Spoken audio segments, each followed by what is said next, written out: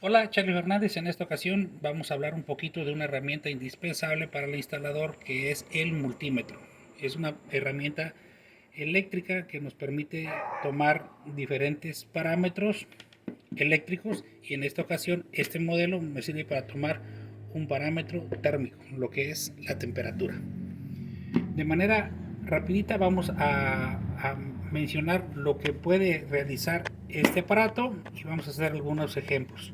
En esta ocasión, en este video, nos vamos a concentrar en la medición de voltaje, algún ejemplo, y en la medición de continuidad.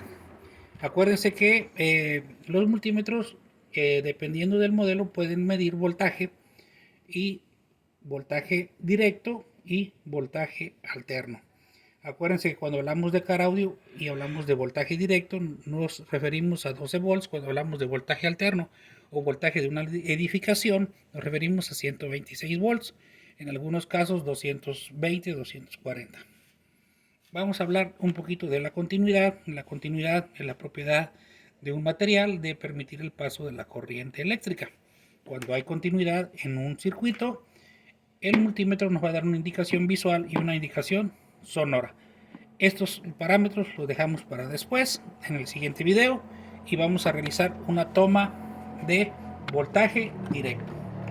Nos vamos a seleccionar voltaje directo y si se dan cuenta en esta parte de aquí tengo las escalas. Voy a medir una batería de 12 volts, entonces pongo 20 volts de escala.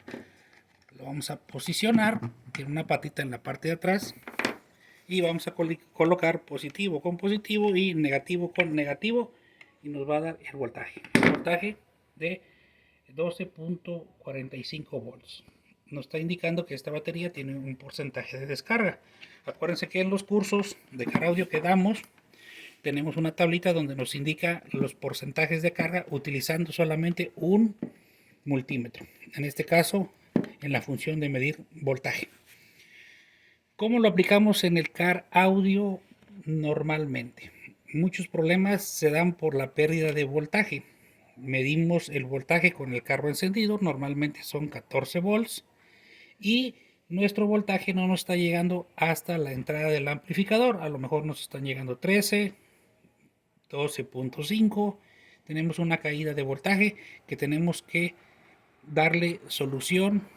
Muchos ya saben lo que se tiene que hacer, otros no saben, es cuestión de investigar, pero acuérdense que mucho depende del cableado que estemos utilizando y de la tierra y el punto de anclaje en que tengamos nuestra tierra.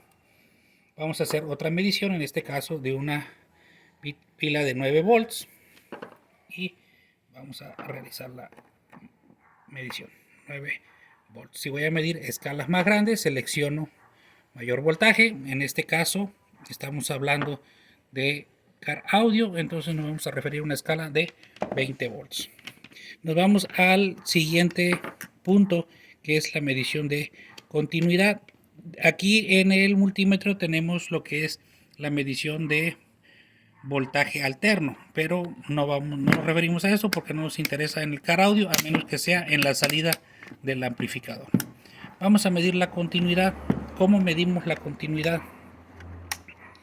Vamos a poner aquí, vamos a poner las puntas, está emitiendo un sonido, se alcanza a oír y nos da una referencia visual. Es una referencia auditiva, que hay continuidad, y una referencia visual. Entonces lo vamos a pasar al medio del car audio.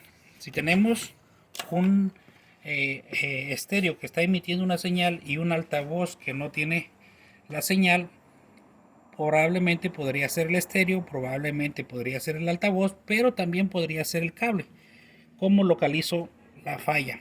Primero checo continuidad en cada uno de los polos. Estamos hablando de que aquí solamente tenemos un polo y aquí tenemos otro, pero todo esto es un cableado del circuito.